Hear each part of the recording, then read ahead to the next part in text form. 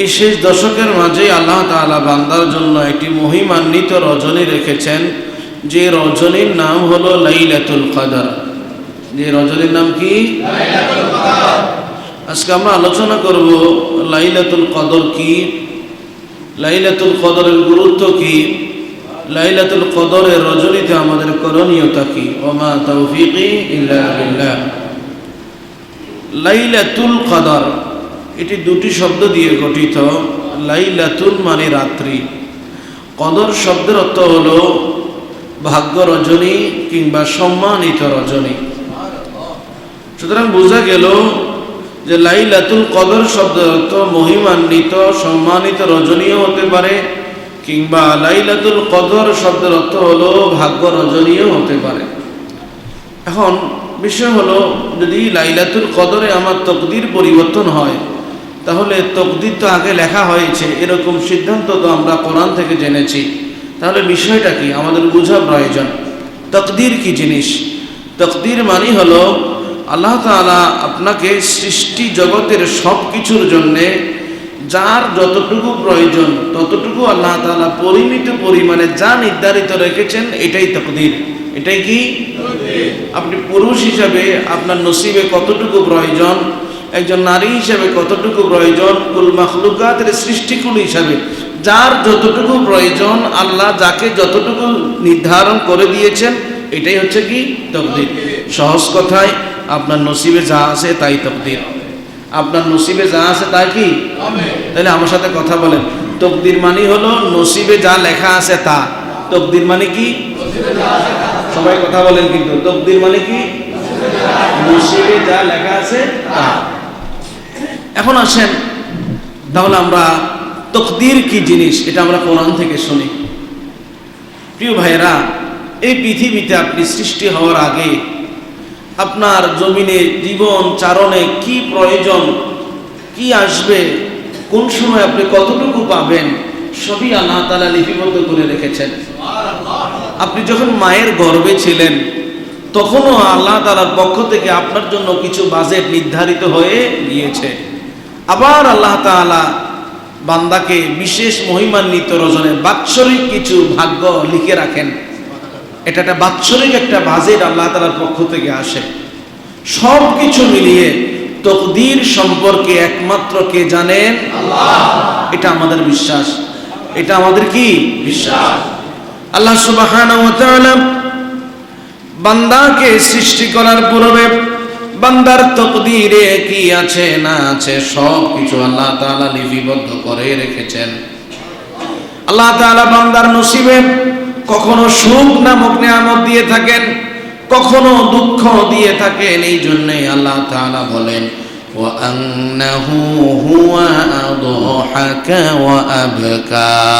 তোমার রব তিনি, যিনি মাঝে মাঝে তোমাকে অনেক আনন্দের মাঝে রেখে হাসায়, আবার মাঝে মাঝে তোমাকে বিপদ দুঃখ বেদনা দিয়ে চোখ দিয়ে অশ্রু জড়ায়। তিনি কে? আল্লাহ তাআলা কোরআনুল কারীমে সূরাতুল কমারের 49 আয়াতে বলছেন, ইন্না কুল্লি শাইইন খালাকনাহু বিকদর। বান্দা, আমি আল্লাহ তাআলা তোমাকে সৃষ্টি করার সময় তোমার তকদির, তোমার ভাগ্য, তোমার নসিব লিপিবদ্ধ করে রেখেছি। আল্লাহ তাআলা কোরআনুল কারীমে সূরাতুল হাদীদের 22 আয়াতে বলছেন, মা আসাবা মিন মুসিবাতিন ফিল আরদি ওয়ালা ফি আনফুসিকুম ইল্লা ফি কিতাবিম মিন ক্বাবলি আন নাবরাহা। আল্লাহ বলছেন, বান্দা, জমিনে যত মহামারী, যত বিপদ, যত মুসিবত, যত ঘূর্ণিঝড়, যত সুনামি, জমিনের মাঝে যত বিপদ আপদ আসে এবং তোমার জীবনে যত বিপদ আপদ সংগঠিত হয়, বান্দারে, তোমার জীবনে সংগঠিত হওয়া সব বিপদ আমি আগে থেকে লিখে রেখেছি। তাহলে আপনার নসিবে কি হবে এটা আগে থেকে লেখা আছে। কোন ব্যক্তি যদি তকদির বিশ্বাস না করে, কোন ব্যক্তি যদি তকদির বিশ্বাস না করে, ওই ব্যক্তি কখনো ঈমানের স্বাদ পাবে না। ওই ব্যক্তি কখনো ঈমানের স্বাদ দিলের মাঝে অনুধাবন করতে পারবে না। হাদিস শরীফে উল্লেখ করা হয়েছে, হযরত আবু হাফসা রাদিয়াল্লাহু আনহু হাদিস বর্ণনা করেন, আবু দাউদ শরীফের হাদিস।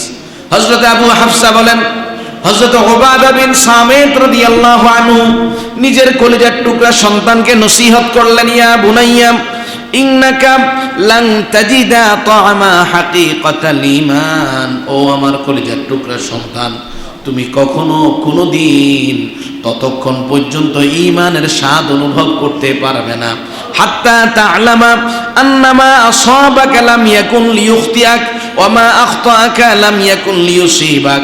যতক্ষণ না তোমার দৃঢ় ইয়াকিন বিশ্বাস না হবে এই কথার উপরে, যতক্ষণ না তোমার দৃঢ় বিশ্বাস এবং ইয়াকিন এই কথার উপরে না হবে, যেই বিপদ তোমার উপরে এসেছে এটা ভুলেও তোমাকে এড়িয়ে যাওয়ার ছিল না, আর যেই বিপদ তোমাকে এড়িয়ে চলে গিয়েছে এটা জীবনে কোনোদিন তোমার জীবনে ঘটবারও ছিল না, এই বিশ্বাস যতক্ষণ পর্যন্ত তোমার দিলে বিদ্যমান না হবে ততক্ষণ পর্যন্ত তুমি ঈমানের স্বাদ পাবে না।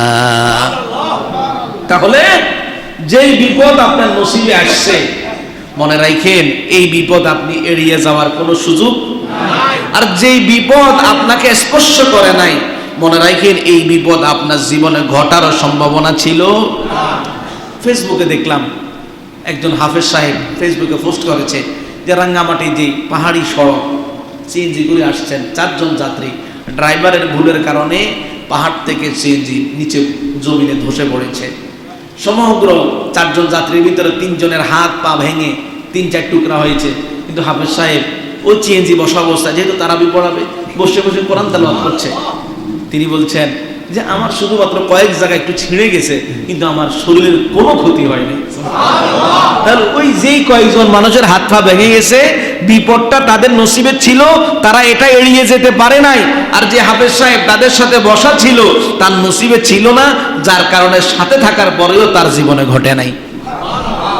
এটাই তাকদীর। এটা কি এই বিশ্বাস যদি আপনার দিলে না আসে, আল্লাহ আমারে এটা কেন দিল, আমার জীবনে এমনটা কেন ঘটলো। ভাই আপনি দুনিয়াতে যদি সবকিছু পান তাহলে জান্নাত কেন আপনার জন্য? কথা কি বুঝেন? দুনিয়াতে যদি আপনি কিছু কষ্ট না করেন আপনাকে প্রতিদান দিবে কোত্থেকে? এই জন্য কষ্ট কিছু সওয়া লাগবে। কথা কি বুঝেন? রাসূল করিম সাল্লাল্লাহু আলাইহি সাল্লামের সাহাবী হযরত উবাদা বিন সামিত রাদিয়াল্লাহু আনহু কলিজার টুকরা সন্তানকে বললেন, আমার সন্তান শোনো, সামি'তু রাসূলুল্লাহি সাল্লাল্লাহু আলাইহি ওয়াসাল্লাম ইয়াকুল, আমি রাসূল করিম সাল্লাল্লাহু আলাইহি সাল্লামকে বলতে শুনেছি নবীজি বলেছেন, ইন্না আউওয়ালা মা খালাকাল্লাহুল কলাম, আল্লাহ সর্বপ্রথম কলম সৃষ্টি করেছেন। সৃষ্টি করার পরে কলমকে আল্লাহ বললেন উক্তুব, ও কলম তুমি লিখতে থাকো। কলম বলল, ও গো রব, ওয়ামাযা আকতুব, আমি কি লিখব? আল্লাহ বললেন উকতুব মাকাদিরা কুল্লি শাইইন হাত্তা তাকুমাস সাআহ, কিয়ামতের আগের দিন পর্যন্ত যত মাখলুকাত জমিনের মাঝে আসবে কার নসিবে কি ঘটবে তুমি সব লিখে রাখো। আল্লাহর হাবিব সাল্লাল্লাহু আলাইহি ওয়াসাল্লামের সাহাবী হযরত উবাদা বললেন, ইয়া বুনাইয়া, কলিজার টুকরা সন্তান শোনো, ইন্নী সামি'তু রাসূলুল্লাহি সাল্লাল্লাহু আলাইহি ওয়াসাল্লাম ইয়াকুল, আমি রাসূলকে বলতে শুনেছি নবীজি বলছেন, মান মাতা আলা গায়রি হাযা ফালাইসা মিন্নি, যে তাকদীর বিশ্বাস না করে মারা গেল, একটু খেয়াল করেন, যে তাকদীর বিশ্বাস না করে মারা গেল সে যেন আমার উম্মত হতে পারলো না। তাহলে তাকদীর, ভাগ্য কে লিখেছেন? আল্লাহ।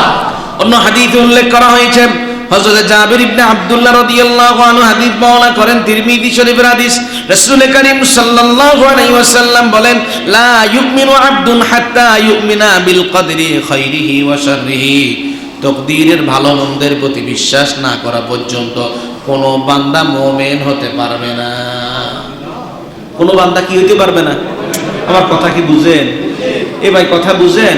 তাহলে তাকদীরে বিশ্বাস ছাড়া কোন বান্দা মুমিন হতে পারে না। এখানে যারা আছেন সবাই মুমিন তো? মুমিন। তাহলে তাকদীরে বিশ্বাস করা লাগবে। নবীজি বলছেন, হাত্তা ইয়ালামা আন্নামা আসাবাহু লাম ইয়াকুন লিয়ুখতিআহ ওয়া আন্নামা আখতা লাম ইয়াকুন লিয়ুসিবা, এই কথা যেন সে ইয়াকিন করে যে তার জীবনে যে বিপদ ঘটেছে এটা সে কখনো এড়িয়ে যাওয়ার ছিল না। তার জীবনে যেই বিপদ না এসে এড়িয়ে চলে গিয়েছে এটা জীবনে তার কোনোদিন ঘটাবারও ছিল না। এই কথা যেন সে দৃঢ়ভাবে ইয়াকিনের সাথে বিশ্বাস করে। সুতরাং তাকদীর, ভালো মন্দ এটা জীবনে ঘটবে। কে লিখে রেখেছেন? আপনি চাইলেও ঘটবে, না চাইলেও ঘটবে। আপনি চাইলেও ঘটবে, না চাইলেও ঘটবে। তাকদীর দুই প্রকার। বলেন, কথা কয় না। তাকদীর কয় প্রকার? ঘুমাইতেছে? তাকদীর কয় প্রকার? সবাই কথা বলেন, কয় প্রকার? এক নাম্বার তাকদীরে মুবরাম, অপরিবর্তনীয় তাকদীর। দুই নাম্বার তাকদীরে মুআল্লাক, পরিবর্তনীয় তাকদীর। কিছু কিছু জিনিস আল্লাহ চাইলে পরিবর্তন করেন, কিছু কিছু জিনিস আল্লাহ অপরিবর্তিত রেখে দেন। তাহলে তাকদীর কয় প্রকার? এই আওয়াজ হয় না, এতগুলো মানুষ। তাকদীর কয় প্রকার? একটা অপরিবর্তনীয়, একটা অপরিবর্তনীয়, আর একটা। এখন আসেন অপরিবর্তনীয় তাকদীর কি? আল্লাহ তাআলা কোরআনুল কারীমে সূরা আলে ইমরানের 145 নং আয়াতে বলছেন, ওয়া মা কানা লিনাফসিন আন তামুতা ইল্লা বিইذনিল্লাহি কিতাবাম মুআজ্জালা। আল্লাহ বলেন, বান্দারে, এমন কোন পৃথিবীতে আমার বান্দা নাই যার মৃত্যু ঘটার দিন তারিখ আমি আগে থেকে লিপিবদ্ধ করে রাখি নাই। তাহলে মৃত্যু কোন দিন হবে এটা কোনোভাবেই পরিবর্তনীয় নয়। অন্য হাদিসে উল্লেখ করা হয়েছে, হযরত আব্দুল্লাহ ইবনে আব্বাস রাদিয়াল্লাহু আনহু হাদিস বর্ণনা করেন, তিরমিজি শরীফের হাদিস। হযরত আব্দুল্লাহ ইবনে আব্বাস রাদিয়াল্লাহু আনহু বলেন, কুনতু খালফা রাসূলিল্লাহি সাল্লাল্লাহু আলাইহি ওয়াসাল্লাম, একদিন আমি নবীজির পেছনে ছিলাম। নবীজি আমাকে ডাক দিলেন, ইয়া গোলাম। আরবের মাঝে কোনো মানুষকে মায়া করে যখন ডাকে তখন এই কথা বলে ডাক দেয়, ইয়া গোলাম, ও আমার প্রিয় সন্তান, ও আমার প্রিয় সন্তান। এটা আরবের একটা পরিভাষা, ইয়া গোলাম, হে আমার প্রিয়। আব্দুল্লাহ ইবনে আব্বাস, শোনো, ইন্নী উআল্লিমুকা কালিমাত, আমি তোমাকে কিছু কালিমা শিক্ষা দেব, কিছু কথা শিক্ষা দেব, কিছু ইলম শিক্ষা দেব। সেই ইলমগুলা তুমি একটু নিজের মাঝে ধারণ এবং লালন করো। সেটা কি? ইহফাদিল্লাহ ইয়াহফাযুকা, তুমি আল্লাহর যতগুলা বিধান আছে সবগুলা বিধান হেফাজত করো, যথাযথ আমল করার মধ্য দিয়ে হেফাজত করো। আল্লাহ রব্বুল আলামিন তোমাকেও হেফাজত করবে। ইহফাদিল্লাহ তাজিদহু তুজাহাক, তুমি যদি আল্লাহর বিধান যথাযথ হেফাজত করতে পারো, তুমি যেখানে যেই সময় যে অবস্থায় তোমার রবকে ডাক দিবে, মনে রেখো সাথে সাথে তোমার রবের সাড়া তুমি পাবে। নবীজি এরপরে বললেন, ওয়াইদা সালতা ফাসআলিল্লাহ, তোমার জীবনের কোনো প্রয়োজন হয়েছে, কোনো প্রয়োজন তোমার পড়েছে, দুনিয়ার কোনো মানুষের কাছে চেও না, একমাত্র তোমার রব আল্লাহর কাছে চাও। ওয়াইদা ইসতাআনতা ফাসতাঈন বিল্লাহ, কোনো বড় বিপদে পড়েছ, বড় সড় মুসিবত তোমার জীবনে এসেছে, কারো কাছে তুমি আশ্রয় চেও না, তোমার রবের কাছে আশ্রয় চাও। এবার নবীজি আব্দুল্লাহ ইবনে আব্বাসকে বললেন, শোনো, ওয়ালাম, জেনে রাখো, আন্নাল উম্মাতা লাউ ইজতামাআত আলা আন ইয়ানফাউকা বিশাই লাম ইয়ানফাউকা ইল্লা বিশাইইন ক্বাদ কাতাবাহু আল্লাহু লাক। যদি গোটা জাতির মানুষ একত্রিত হয় তোমার উপকার করার জন্য, ততটুকুই উপকার তোমার করতে পারবে যতটুকু আল্লাহ তোমার নসিবে লিখে রেখেছে। ওয়ালাউ ইজতামাউ আলা আন ইয়াদুররুকা বিশাইইন লাম ইয়াদুররুকা ইল্লা বিশাইইন ক্বাদ কাতাবাহু আল্লাহু লাক। যদি সারা দুনিয়ার মানুষ তোমার ক্ষতি করতে চায়, সমগ্র মানুষ তোমার ক্ষতি করতে চায়, তোমার ততটুকু ক্ষতি করতে পারবে যতটুকু তোমার নসিবে লেখা আছে, ভাগ্যে লেখা আছে। নবীজি এরপরে বললেন, রুফিয়াতিল কলাম ওয়া জাফফাতিস সুহুফ, কলম উঠিয়ে নেওয়া হয়েছে, যে কাগজে তকদির লেখা হয়েছে কাগজের কালিগুলিও শুকিয়ে গিয়েছে। এখান থেকে কি বুঝলেন? যে কিছু কিছু তাকদীর অপরিবর্তনীয়, কোনদিন পরিবর্তন হবে না। আপনার নসিবে বিপদ যতটুকু আছে ততটুকু আসবে, নিয়ামত যতটুকু পাওয়ার ততটুকু পাবেন, এর বেশি হবে না, কমও হবে না। আপনি যেদিন মারা যাবেন ওই দিনের আগের দিনও রিজিক আপনার বাজেট করা আছে। এখন আসেন তাকদীরে মুআল্লাক, কিছু কিছু কাজের মাধ্যমে তাকদীর পরিবর্তন হয়, ভাগ্য পরিবর্তন হয়। সেই বিষয়টা কি আল্লাহ তাআলা কোরআনুল কারীমে সূরাতুর রা'দের 11 নং আয়াতে বলছেন, ইন্নাল্লাহা লা ইউগাইয়িরু মা বিকওমিন হাত্তা ইউগাইয়িরু মা বিআনফুসিহিম। আল্লাহ তাআলা ওই কওমের মানুষদের ভাগ্য পরিবর্তন ততক্ষণ পর্যন্ত করে না যতক্ষণ পর্যন্ত কওমের মানুষ ভাগ্য পরিবর্তনের চেষ্টা না করে। এখান থেকে কি বুঝলেন? মানুষ তার নিজস্ব কর্মের মাধ্যমে তার ভাগ্য পরিবর্তন করতে পারে। আল্লাহ তাআলার হাবিব সাল্লাল্লাহু আলাইহি সাল্লামের সাহাবী হযরত সালমান আল ফারিসি রাদিয়াল্লাহু আনহু হাদিস বর্ণনা করেন, তিরমিজি শরীফের হাদিস। নবীজি বলছেন, লা ইয়ারুদ্দুল কদা ইল্লা দুআ, দোয়া ছাড়া কোনো জিনিস তকদির পরিবর্তন করতে পারে না। দোয়া ছাড়া কোনো জিনিস তকদির পরিবর্তন করতে পারে না। ওয়ালা ইয়াজিদু ফিল উমরি ইল্লাল বির, নেক আমল ছাড়া কোনো কিছুই মানুষের হায়াতকে বাড়াতে পারে না। তার মানে বোঝা গেল দোয়ার মাধ্যমে তকদির পরিবর্তন হয়, নেক আমলের মাধ্যমেও তাকদীর পরিবর্তন হয়। অন্য হাদিসে উল্লেখ করা হয়েছে, হযরত আনাস ইবনে মালিক রাদিয়াল্লাহু আনহু হাদিস বর্ণনা করেন, তিরমিজি শরীফের হাদিস। রাসূল করিম সাল্লাল্লাহু আলাইহি ওয়াসাল্লাম বলেন, ইন্নাস সাদাকা লা তুতফিউ গাদাবার রাব্বি ওয়া তাদফাউ মাইতাতাসসু। মানুষ যখন দান সাদাকা করে, দান সাদাকা দ্বারা আল্লাহর ক্রোধ বান্দার প্রতি কমে যায়। দান সদকা দ্বারা কার গোসা কমে? কথা কয় না, কার গোসা? এবং মানুষের নসিবে যদি অপমৃত্যু লেখা থাকে, অপমৃত্যু দান সদাকার কারণেই পরিবর্তন হয়ে যায়। তাহলে কি বুঝলেন? আপনার নসিব অপমৃত্যু লেখা ছিল, দান করছেন, আল্লাহ এটা পরিবর্তন করে দিয়েছেন। তাহলে তকদির, কিছু কিছু তকদির নির্ধারিত অপরিবর্তনীয়, কিছু কিছু পরিবর্তনীয়। কথা কি বোঝা যায়? তার মানে আমরা বুঝতে পারলাম লাইলাতুল কদরের রজনীতেও আমরা চাইলে আল্লাহ তাআলার কাছে আবেদন, নিবেদন, আকুতি, মিনতি করে আমাদের তকদির পরিবর্তন করতে পারে। কথা কি বুঝেন? আসেন এবার লাইলাতুল কদরের রজনীর গুরুত্ব কি। 1 নম্বর গুরুত্ব হলো হুয়া লাইলাতুল মুবারাক। এই লাইলাতুল কদরের রজনী খুবই বরকতপূর্ণ রজনী। 2 নম্বর নুজুলুল কোরআনুল কারীম ফিহা। এই রজনীতে আল্লাহ তাআলা কোরআনুল কারীমকে নাজিল করেছেন। 3 নম্বর লাইলাতুন নুজুলিল মালায়েকা বিখাসা জিবরিল আলাইহিস সালাম। এই রজনীতে আল্লাহর পক্ষ থেকে রহমতের ফেরেশতা জমিনে অবতরণ করেন। বিশেষ করে হযরত জিবরিল আলাইহিস সালাতু ওয়াস সালামের নেতৃত্বে তারা জমিনে আসে। আল্লাহ তাআলা কোরআনুল কারীমে এই রজনীর প্রসঙ্গে সরাসরি একটা সূরা নাজিল করেছেন।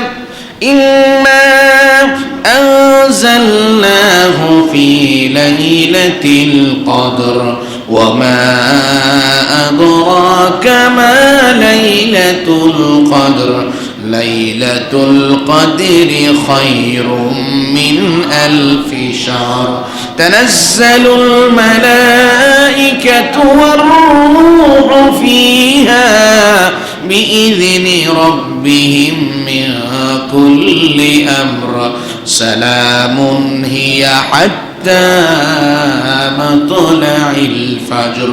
আল্লাহ তাআলা বলছেন, আমি লাইলাতুল কদরের রজনীতে এই মহিমান্বিত কিতাব কোরআন নাজিল করেছি। আল্লাহ আবার প্রশ্ন করছেন, তোমরা জানোনি এই লাইলাতুল কদরের রজনীটা কি? এই রজনীটা এত দামি রজনী, একটা রজনী আল্লাহর কাছে 1000 মাসের চাইতেও দামি। এই রজনীতে আল্লাহর পক্ষ থেকে হযরত জিবরিল ফেরেশতাদেরকে নিয়ে জমিনে অবতরণ করেন, আল্লাহর নির্দেশনাগুলি বাস্তবায়ন করেন এবং ফজর পর্যন্ত বান্দার প্রতি আল্লাহর পক্ষ থেকে সালাম, রহমত নাজিল হতে থাকে। এই সূরার শানে নুজুল নিয়ে তাফসীর ইবনে কাসীরের মাঝে 2টা ঘটনা উল্লেখ করা হয়েছে। হযরতে ইমাম মুজাহিদ রাহিমাহুল্লাহ বলেন, আন্নান নবী সাল্লাল্লাহু আলাইহি ওয়াসাল্লাম যাকারা রাজুলান মিন বনি ইসরাঈলা লাবিসা সিলাহু ফি সাবিলিল্লাহ আলফ শাহরা। একজন ব্যক্তির ঘটনা যিনি বনি ইসরাঈলের মানুষ ছিলেন। নবীজি সাহাবা আজমাইনের সাথে বর্ণনা করলেন, এই মানুষটা 1000 মাস যুদ্ধের পোশাক পরে আল্লাহর রাস্তায় জিহাদ করেছে। ফাজিবাল মুসলিমুনা মিন যালিক, বনি ইসরাইলের এই মানুষটার ইবাদতের কথা শুনে সাহাবা আজমাইন বিস্মিত হয়ে গেলেন। 1000 মাস একজন মানুষ জিহাদের পোশাক পরিধান করে আল্লাহর রাস্তায় জিহাদ করে কত না সওয়াবের মালিক হয়ে গেল। আল্লাহর হাবিব সাল্লাল্লাহু আলাইহি সাল্লাম এর নিকট সাথে সাথে আল্লাহ তাআলা সূরাতুল কদর নাজিল করে দিলেন। নবীর উম্মত 1000 মাস নয়, এক রজনী যদি নসিবে জুটে যায় 1000 মাসের সমান সওয়াব পেয়ে যাবে। অন্য আরেকটি বর্ণনা উল্লেখ করা হয়েছে, হযরত আলী বিন উরওয়া রাদিয়াল্লাহু আনহু বলেন, যুকিরা রাসূলুল্লাহ সাল্লাল্লাহু আলাইহি ওয়াসাল্লাম ইয়াওমান আরবাআতাম মিন বনি ইসরাঈল আবাদু 80 আমা। নবীজি বনি ইসরাইলের 4 জন মানুষের কথা সাহাবায়ে জওয়ানের সামনে বর্ণনা করলেন। 4 জন মানুষ একটানা 80 বছর আল্লাহর সন্তুষ্টির জন্য ইবাদত করেছে। 4 জন কে কে? হযরতে জাকারিয়া, হযরতে আইয়ুব, হযরতে হিজকিল, হযরতে ইউশা। 4 জনেই আল্লাহর সন্তুষ্টির জন্য একটানা 80 বছর ইবাদত করেছে। ফাজিবা সাহাবু রাসূলিল্লাহ সাল্লাল্লাহু আলাইহি সাল্লাম মিন যালিক, নবীর সাহাবীরা বিস্মিত হয়ে গেল। 80 বছর একজন মানুষ হায়াত পায় না, ওনারা 80 বছর একটানা আল্লাহর ইবাদত করেছে। ফাতাহু জিবরিল, আল্লাহর পক্ষ থেকে জিবরিল নবীজির কাছে আসলেন, বললেন, ইয়া মুহাম্মদ আজাবাত উম্মাতুকা মিন ইবাদি হাউলাইন নাফার, আপনার উম্মতেরা ওই মানুষগুলার ইবাদতের কথা শুনে বুঝি বিস্মিত হয়ে গেল, যারা 80 বছর একটানা আল্লাহর সন্তুষ্টির জন্য ইবাদত করেছে। ফাকরা সূরাতুল কদর, আপনি আপনার উম্মতের সামনে সূরাতুল কদর তেলাওয়াত করে শুনিয়ে দিন, আপনার উম্মত যেন অভয় পায়। রমাদানের শেষ দশকের বেজর রজনীর ইবাদত 80 বছরের ইবাদতের সমান। কোন মানুষ যদি লাইলাতুল কদরের রজনী নসিবে জুটে যায়, সে যেন 1000 মাস সমান 83 বছর 4 মাস একটানা ইবাদত করে সওয়াব পেয়ে গেল। লাইলাতুল কদরের রজনী 2 নম্বর ফজিলত, মান নালা খায়রাহা ফাহুয়াল মুফলিহ, যেই মানুষটা লাইলাতুল কদরের রজনীটা ইবাদতের মধ্য দিয়ে কেটেছে ওই মানুষটা খুবই ভাগ্যবান মানুষ। ওয়া মান হুরিমা খায়রাহা ফাকাদ হুরিমা, যে মানুষটা এই রজনীতে ইবাদত না করে গাফেল ছিল, সে যেন লাইলাতুল কদরের রজনী থেকে বঞ্চিত হয়ে গেল। হাদিস শরীফে উল্লেখ করা হয়েছে, হযরত আবু হুরায়রা রাদিয়াল্লাহু আনহু হাদিস বর্ণনা করেন, নাসাই এবং মুসনাদে আহমদের হাদিস, রাসূল করিম সাল্লাল্লাহু আলাইহি সাল্লাম সাহাবায়ে কেরামদের সামনে একেবারে রোজার শুরুতেই বলতেন, আতাকুম রমাদান, তোমাদের সামনে রমাদান চলে এসেছে, শাহরুল মুবারক, খুব বরকতপূর্ণ মাস, ফরাদাল্লাহু আযজা ওয়া জাল্লা আলাইকুম সিয়ামা, এই মাসে আল্লাহ তোমাদের জন্য রোজাকে ফরজ করে দিয়েছেন। তুফতাহু ফীহি আবওয়াবুস সামা, এই মাসে আসমানের সবগুলা দুয়ার ওপেন থাকে। ওয়াতুগলাকু ফীহি আবওয়াবুল জাহিম, জাহান্নামের সবগুলা দুয়ার বন্ধ থাকে। ওয়াতুগাল্লু ফীহি মারাদাতুশ শায়াতিন, বিতাড়িত শয়তানকে এই মাসে বেড়ি বেঁধে রাখা হয়। লিল্লাহি ফীহি লাইলাতুন খায়রুম মিন আলফি শাহর, এই মাসের মাঝে এমন একটা রজনী আছে যে রজনী 1000 মাসের চাইতেও দামি। মান হুরিমা খায়রাহা ফাকাদ হুরিমা, যে মানুষ এই রজনীর রহমত থেকে মাহরুম হয়ে গেল, ওই মানুষটা যেন আল্লাহর সমগ্র দয়া এবং বরকত থেকে মাহরুম হয়ে গেল।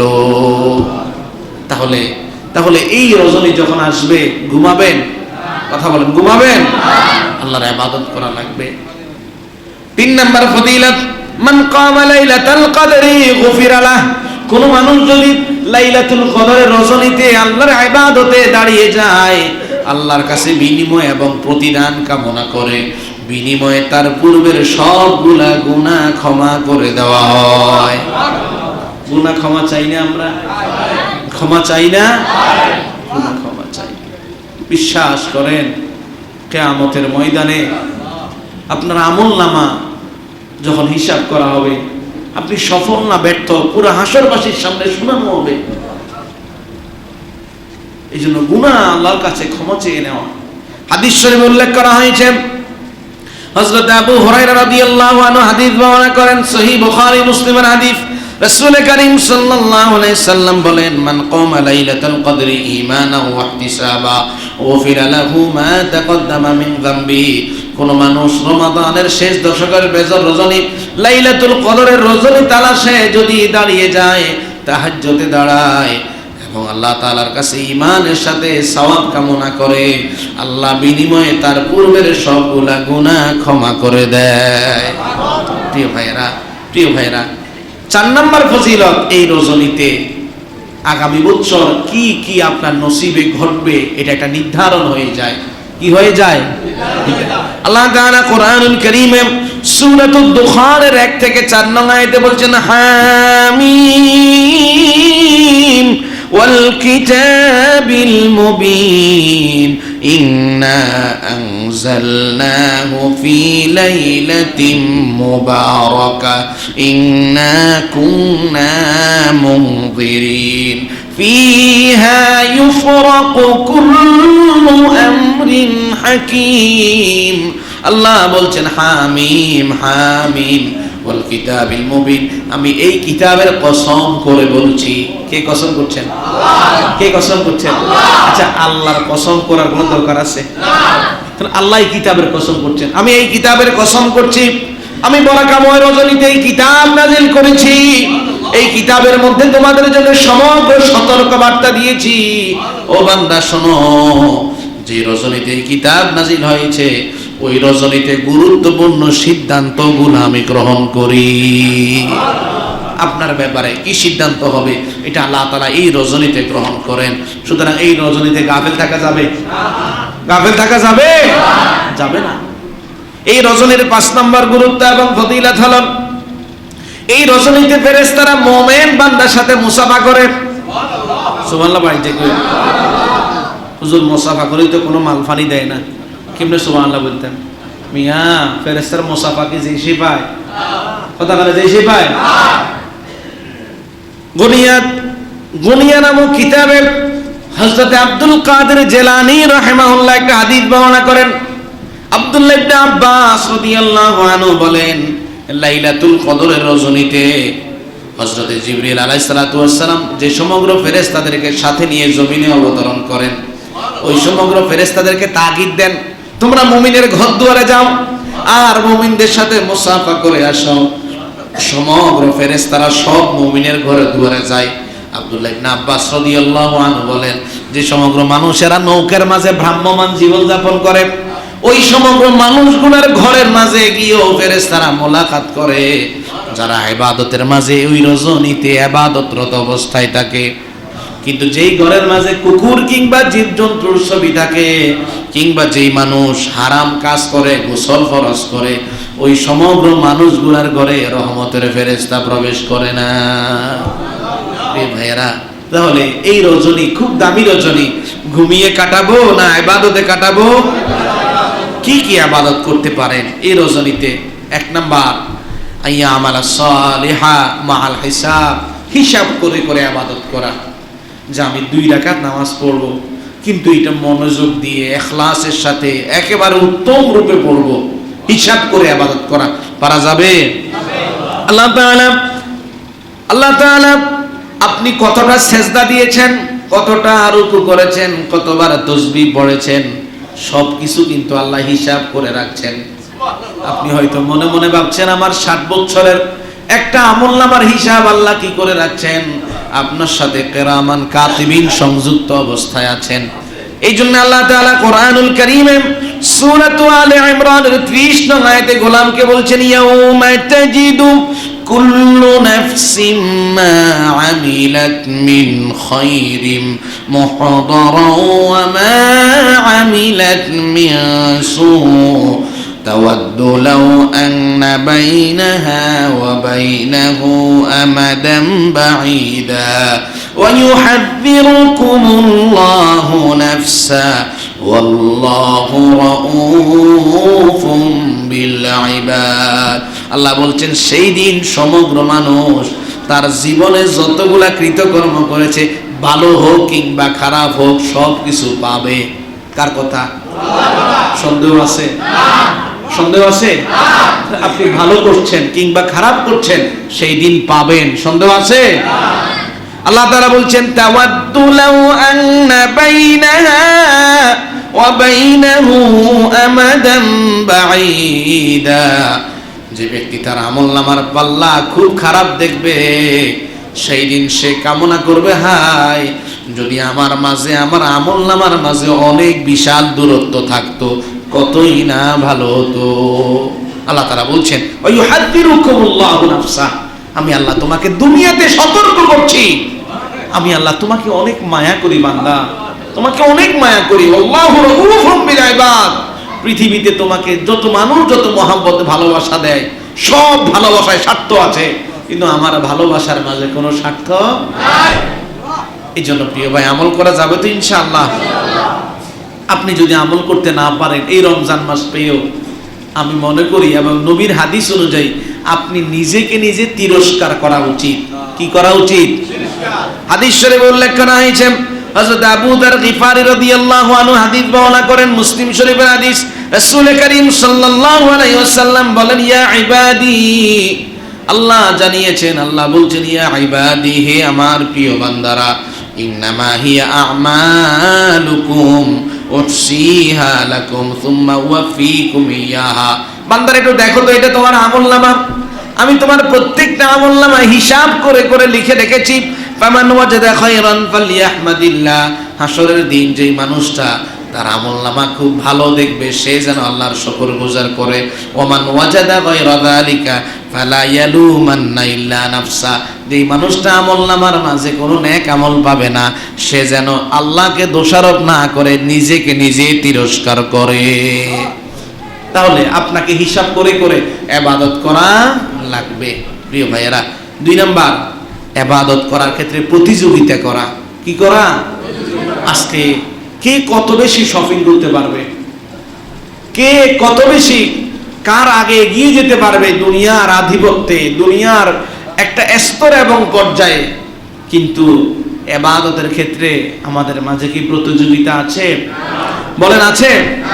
আল্লাহ তাআলা এই জন্য গোলামকে লক্ষ্য করে বলছেন সূরাতুল বাকারার 147 থেকে 48 নং আয়াতে আল্লাহ তাআলা বলছেন, আল হাক্কু মির রাব্বিকা ফালা তাকুনান্না মিনাল মুমতারিন ওয়া লিকুল্লি ওয়াজহাতুন হুয়া মুওয়াল্লিহা ফাস্তাবিকুল খায়রাত আইনামা তাকুনু ইয়াতি বিকুমুল্লাহু জামিআ ইন্নাল্লাহা আলা কুল্লি শাইইন কাদির। আল্লাহ বলছেন আল হাক্কু মির রাব্বিকা ফালা তাকুনান্না মিনাল মুমতারিন, বান্দারে তোমার রবের পক্ষ থেকে সঠিক পয়গাম এসেছে, তোমার রবের পক্ষ থেকে। রবকে, রবের পরিচয় কি? তোমার রবের সব পয়গাম তোমার রবের পক্ষ থেকে সত্যি সত্যি এসে গিয়েছে।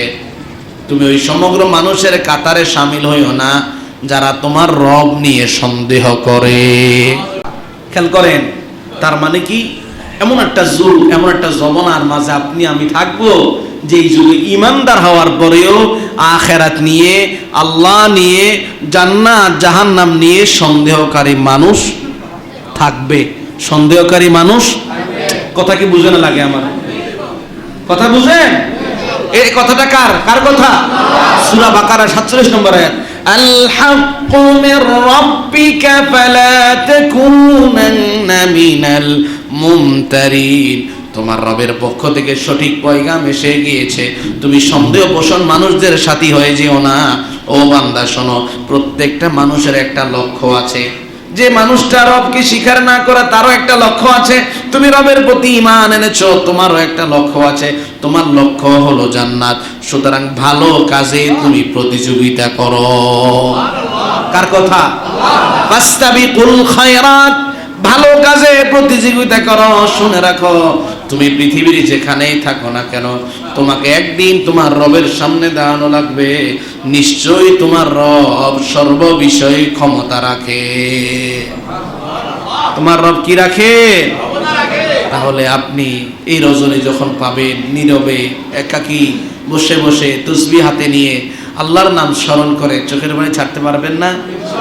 পারবেন না ভাই? আল্লাহ তাআলা এই জন্যই সূরাতুল মুজাম্মিলের 8 আয়াতে বলছেন ওয়াযকুর ইসমা রাব্বিকা ওয়া তাবাত্তাল ইলাইহি তাবতীলা। বান্দা তুমি তোমার রবের কথা স্মরণ করো একাকী নির্বিঘ্নে নীরবে ধ্যান মতো হয়ে। কার কথা স্মরণ করবে? আল্লাহ। একটু বলেন কার কথা? আল্লাহ।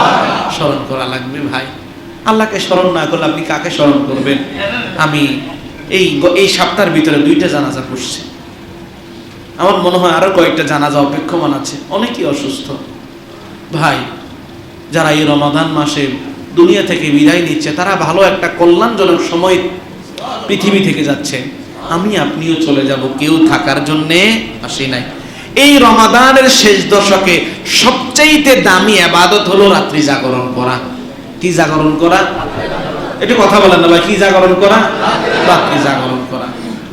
কি মোবাইল টিপার জন্য না, মসজিদে এসে কিংবা নিজের ঘরের মাঝে থেকে আল্লাহ তাআলার ইবাদত বন্দেগী বেশি বেশি করার জন্য হাদিস শরীফে উল্লেখ করা হয়েছে।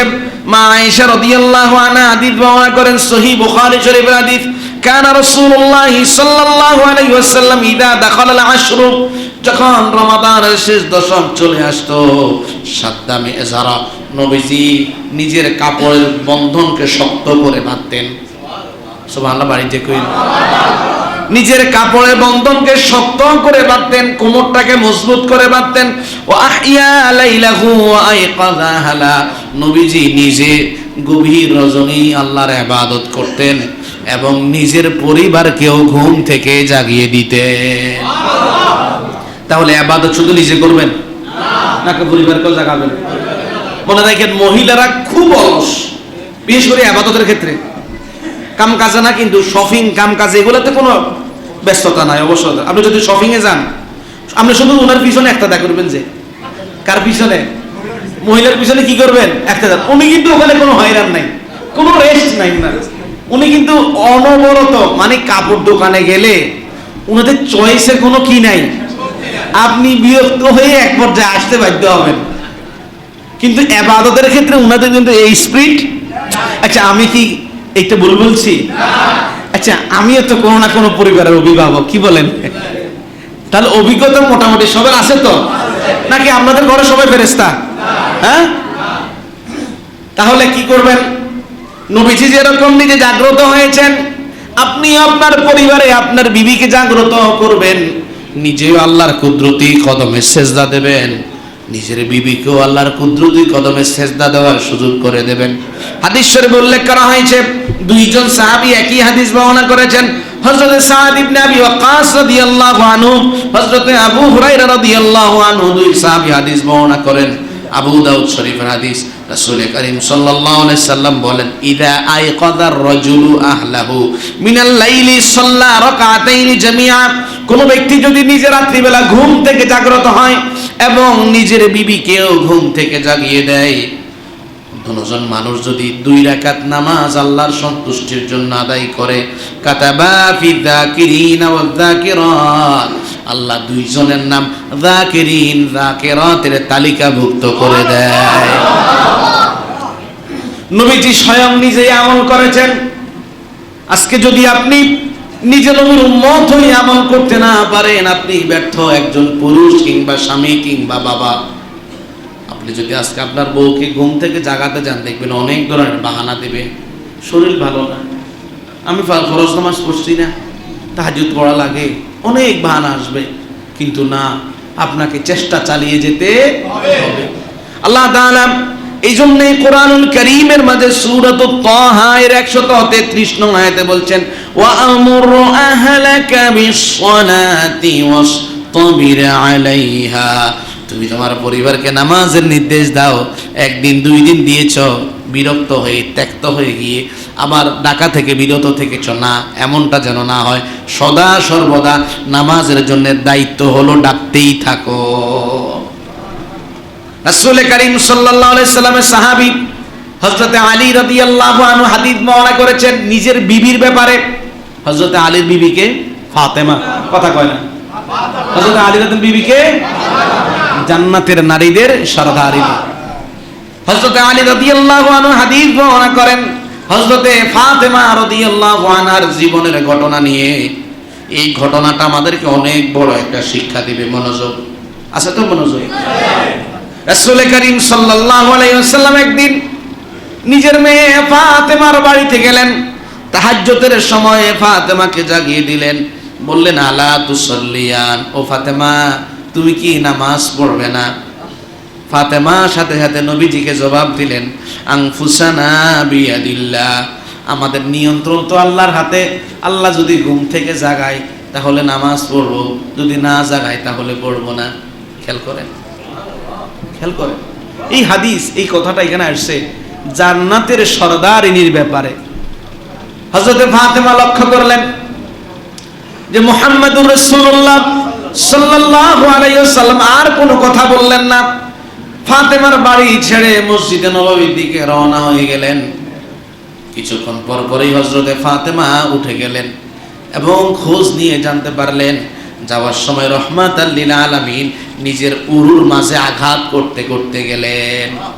এবং কোরআনুল কারীমে সূরাতুল কাহফের 54 নং আয়াত তেলাওয়াত করলেন, ওয়া কানাল ইনসানু আকসারা শাইইন জাদালা, মানুষের স্বভাব হলো মানুষ বেশি বেশি আল্লাহর বিধান নিয়ে বিতর্ক করে। হযরতে ফাতেমা বুঝতে পারলেন মুহাম্মদুর রাসূলুল্লাহ সাল্লাল্লাহু আলাইহি ওয়াসাল্লামকে এই কথাটা বলা আমার জন্য শোভা পায় নাই, আল্লাহ এটাও পছন্দ করেছেন। আল্লাহর বিধান পালনে কোনো প্রকার বিতর্ক করা যাবে না। খেয়াল করেন, তাহলে কি আপনার বিবিকে, আপনার পরিবারকে আপনি ঘুম থেকে জাগিয়ে নামাজে তাহাজ্জুদে দাঁড় করানো লাগবে।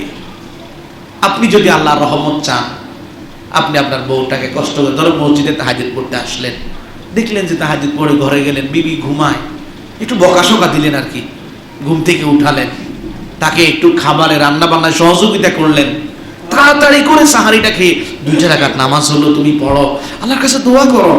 দেখবেন সে 2 রাকাত নামাজ পড়ে দোয়া করে বুঝতে পারবেন, আরে আমার স্বামীটা যদিও শুরুতে আমাকে একটু বকা দিয়েছে, কিন্তু তার বকার কারণে তো আজকে আমি 2 রাকাত নামাজ পড়তে পারলাম।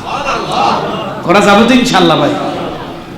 হাদিস শরীফে উল্লেখ করা হয়েছে, হযরত আবু হুরায়রা রাদিয়াল্লাহু আনহু হাদিস বর্ণনা করেন, আবু দাউদ শরীফের হাদিস। রাসূল করিম সাল্লাল্লাহু আলাইহি সাল্লাম বলেন, রাহিমাল্লাহু রাজুলা কামা মিনাল লাইলি ফাসাল্লা ওয়া আইকাযা ইমরাআ, আল্লাহ ওই পুরুষের প্রতি রহম করেন যেই পুরুষ রাতের বেলায় ঘুম থেকে উঠে নিজে তাহাজ্জুদ পড়ে এবং নিজের বিবিকেও ঘুম থেকে জাগিয়ে দেয়। ওই পুরুষের প্রতি কে রহম করে? আল্লাহ। ও ভাই, সর্বশেষ কথা বলি, এই রমজান মাস এসেছে, একটু চোখের পানি ছাড়ার চেষ্টা করি, আল্লাহর জন্য চোখের পানি ছাড়ার চেষ্টা করি। এমন একটা দিন আসবে, এমন একটা দিন আসবে যেই দিন কান্না করতে করতে চোখ দিয়ে রক্ত প্রবাহিত হবে। ওই রক্ত প্রবাহিত হওয়া, ওই চোখের পানির কোনো মূল্য সেই দিন হবে না। ও ভাই, জীবনে অনেক গুনাহ হয়েছে, চোখের সামনে অসংখ্য মানুষের লাশ দেখেছেন, এই করোনা মহামারীতে কত মানুষ না মারা গিয়েছে। আপনার হায়াতে করোনা মহামারীর বিপদ লেখা ছিল না বলে আপনি বেঁচে আছেন। প্রিয় ভাইরা, এই জন্য নিজের জীবনের গুনাহের কথা স্মরণ করে আল্লাহর কাছে চোখের পানি ছাড়া যাবে না ভাই। একটা হাদিস বলে আমি আমার আলোচনা শেষ করব, একটু মনোযোগ। হযরত আবু উমামা রাদিয়াল্লাহু আনহু হাদিস বর্ণনা করেন, তিরমিজি শরীফের হাদিস। রাসূল করিম সাল্লাল্লাহু আলাইহি ওয়াসাল্লাম বলেন, লাইসা শাইইন আহাব্বু ইলাল্লাহি তাআলা কতরাইনি ওয়া আসারাইনি, আল্লাহর কাছে 2টা বিন্দু এবং 2টা চিহ্ন পৃথিবীর জমিনের সব কিছুর চাইতে দামি। কয়টা বিন্দু? কয়টা বিন্দু? এমনি গাল খুলে না, কয়টা বিন্দু? কয়টা চিহ্ন? 2টা চিহ্ন। বিন্দুগুলা কি? কতরাতুম মিন দুমুই মিন খাশিয়াতিল্লাহ, যেই মানুষ আল্লাহর ভয়ে চোখের পানি ছেড়ে দিয়ে কেঁদেছে, সমগ্র জমিনে যত পানি আছে সব পানির তুলনায় তার চোখের পানির মূল্য আল্লাহর কাছে বেশি। ওয়াকাতরাতুন দামিন, ওয়াকাতরাতু দামিন তুরাহাকু ফি সাবিলিল্লাহ, যেই মানুষটা আল্লাহর রাস্তায় জিহাদ করতে গিয়ে তার শরীর থেকে 1 বিন্দু রক্ত ঝরেছে, দুনিয়ার সব রক্তের চাইতেও ওই বিন্দু রক্ত আল্লাহর কাছে দামি। 2টা চিহ্নের মধ্য থেকে ফাআসরু ফি সাবিলিল্লাহ, কোন মানুষ আল্লাহর রাস্তায় জিহাদ করতে গিয়ে আঘাতে ক্ষত বিক্ষত হয়ে যেই শরীরের মাঝে দাগ পড়েছে, ওই দাগ আল্লাহর কাছে দামি। ও আতরু মিন ফারিদাতিন মিন ফারাইদিল্লাহ, আরেকজন মানুষ নামাজ পড়তে পড়তে তার পায়ের মাঝে কপালের মাঝে দাগ পড়েছে, দুনিয়ার সব দাগের চাইতেও ইবাদতে দাগের চিহ্ন আল্লাহর কাছে দামি। প্রিয় ভাইয়েরা, আসুন আমরা এই পবিত্র মাহে রমাদানে শেষ দশককে আল্লাহর ইবাদতে কাজে লাগাই। আল্লাহ তাআলা যিনি বলেছেন, যিনারা শুনেছেন, সকলকে আমল করার তৌফিক দিন। সকলে বলি আমিন। ওয়া আখির দাওয়ানা আনিল হামদুলিল্লাহ।